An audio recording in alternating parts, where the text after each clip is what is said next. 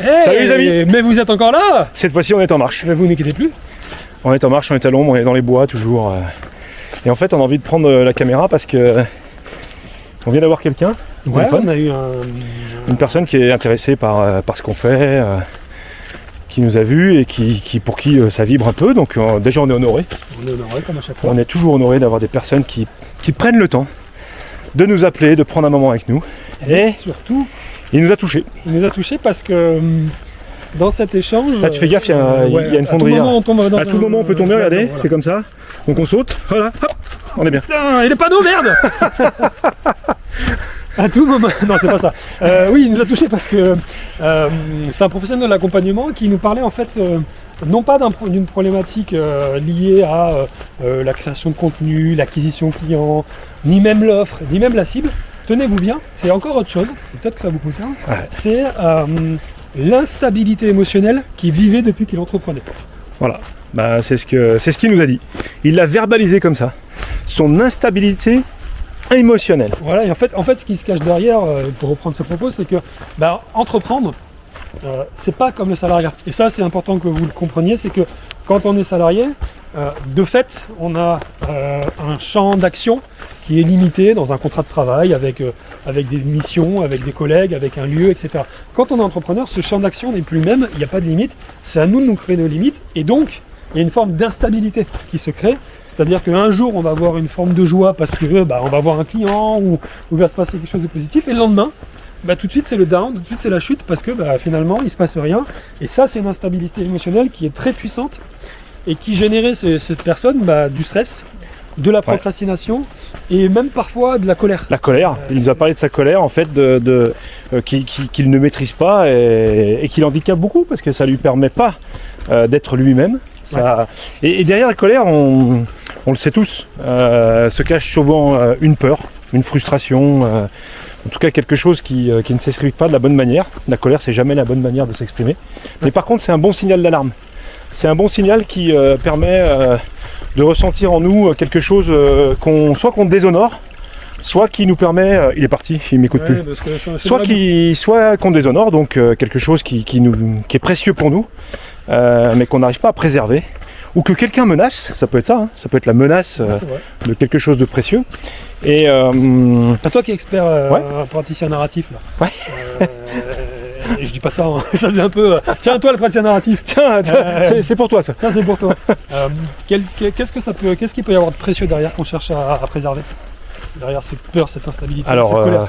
Il peut y avoir beaucoup de choses. Je vais te prendre l'exemple de qui? On va pas citer de nom parce qu'on est dans la confidentialité quand même. Quelque chose de précieux, ça peut être quelque chose comme la loyauté. Tiens, je vais vous parler de la loyauté. Qui est très fort chez toi en plus. Ouais, c'est très fort chez moi et je me suis rendu compte que j'étais pas le seul. Beaucoup de personnes ont cette valeur-là. Pas moi, hein, oui, sauf lui. C'est une des rares personnes qui ne l'a pas. Et en fait, derrière la loyauté, pour moi, je pense qu'il y a plusieurs formes de loyauté. Il y a celle qui te fait être qui tu es. Être loyal, fidèle à ce que tu es, à ce que tu aimes, ce qui est précieux, ta famille par exemple. Et puis il y a la mauvaise loyauté.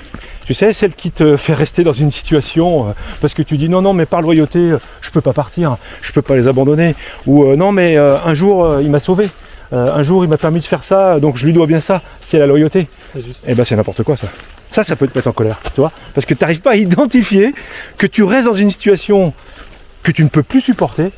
Et comme tu te caches derrière la loyauté, au final, tu t'enfonces. Comment tu fais, ça m'intéresse parce que du coup, creusons le sujet. On va creuser, mais on va surtout pas dans l'eau, pas dans la boue. Creuser le passage où on est. Comment est-ce que tu creuses justement des personnes qui ont ce type d'approche de difficulté?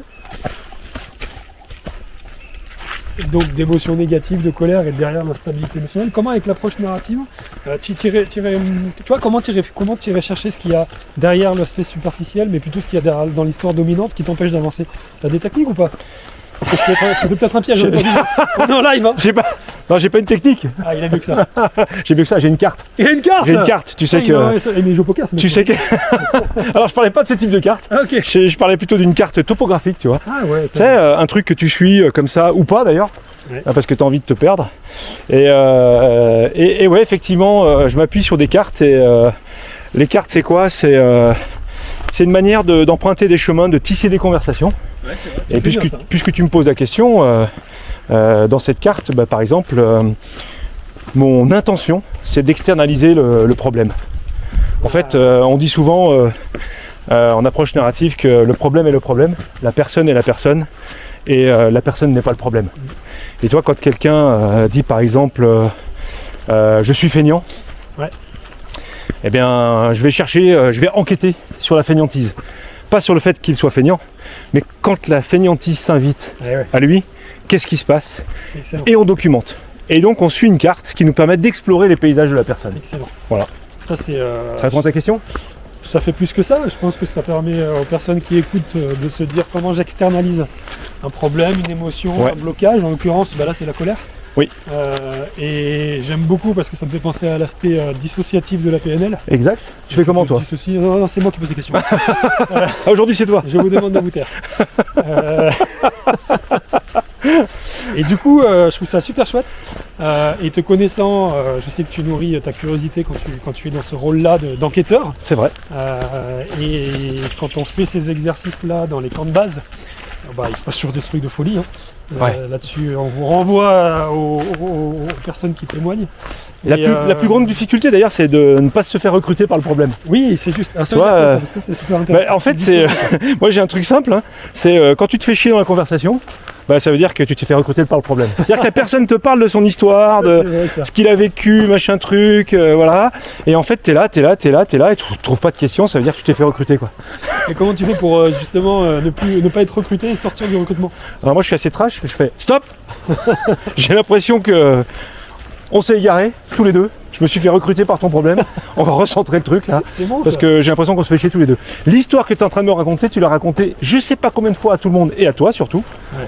Quelle serait l'histoire que tu pourrais me raconter que tu n'as jamais raconté à personne? Ah, ça c'est génial. C'est pas mal ça, non? Ouais, j'aime bien. Tu vois, ça doit vous plaire. Et ça bloque. Ça bloque l'histoire dominante, ça bloque le problème et là on externalise à fond. Et alors, qu'est-ce qu'on peut dire à cette personne qu'on a eue qui s'est fait recruter par son histoire et sa colère et son instabilité émotionnelle, qui peut en sortir du coup, puisque une fois qu'il a compris qu'il n'est pas le problème, qu'il n'est pas l'émotion, qu'il n'a pas besoin de se faire recruter, qu'est-ce que tu as envie de lui dire à ce jeune homme? C'était un homme. Ce jeune homme, je vais lui dire, si tu m'écoutes. Si tu m'écoutes, c'est pour toi, public. C'est pour toi. Je vais te dire de prendre une position.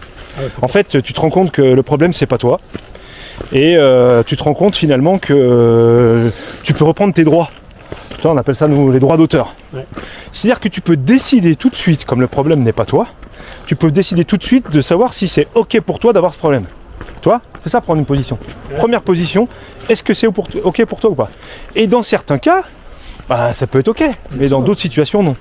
Et le tout, c'est de dire, maintenant, là où tu veux aller, ton rêve de vie, ton projet de vie, est-ce que ça va t'aider de conserver ça? Est-ce que ça va t'aider? Donc prends une position maintenant et tiens-là et on regarde comment on peut la tenir. J'achète! Ah ben voilà. Mais non, c'est complet. Je suis désolé, c'est complet. Il est bon, hein. Il vous a eu, hein. Vous allez signer au camp de base, moi je vous le dis. Hein. C'est pas le but. Si, c'est le but. Ah oui, c'est le but. Sincérité, on a dit. Sincérité, transparence. Super, écoute... C'était important d'en parler parce que vous êtes sûrement plusieurs à traverser ces instabilités émotionnelles, cette espèce de yo-yo. On l'a tous fait. On le vit au quotidien, d'ailleurs, on l'a fait et on le fait. Et je crois que c'est aussi ce qui nous rend vivants et c'est ce qui rend l'entrepreneuriat vivant. Une fois qu'on sait ça, une fois qu'on externalise le problème, comme le dit bien James, on prend conscience aussi que l'entrepreneuriat c'est pas un événement mais un processus. Ça veut dire quoi? Ça veut dire que ne raisonnez pas en événement, ce qui va vous créer des instabilités émotionnelles. Un jour ça va, un jour ça va pas. Voyez ça en processus long, vous êtes là pour un long terme, vous êtes là pour une quête. Et cette quête amène à ce qu'il y ait des moments de haut et de bas. Mais visez loin, visez haut et puis contribuez à un monde meilleur et vous verrez que ces instabilités émotionnelles, même si elles seront là, prendront beaucoup moins d'ampleur. C'est beau ce que tu dis, donc. J'aurais pu écrire un livre, je pense. Ouais, tu vas le faire parce que. Je vais le faire. T'es un petit peu feignant. Ah non, pardon. La feignantise s'invite à toi. C'est Claude qui le fera pour moi. Voilà les amis, on espère que ça vous parle et que ça va vous aider. Si vous avez des questions, vous nous les posez en commentaire. Si vous voulez échanger avec nous sur votre problème, que vous voulez l'externaliser, que vous voulez le PNLiser, que vous voulez l'atomiser. Voilà. Prenez rendez-vous, on se prendra un plaisir, on prend 1 heure ensemble et on atomise tout ça. Et puis on n'est pas à l'abri de faire une marche ensemble et de vous emmener jusqu'à votre sommet. Hein. Voilà, parce que vous l'avez compris, on n'est pas trop tableau Excel quoi. Enfin, Toujours pas? Ouais, non. Toujours pas. Mais peut-être un peu. Bon, ok. Tous. Merci les amis. Merci. Ciao. Merci. Hein.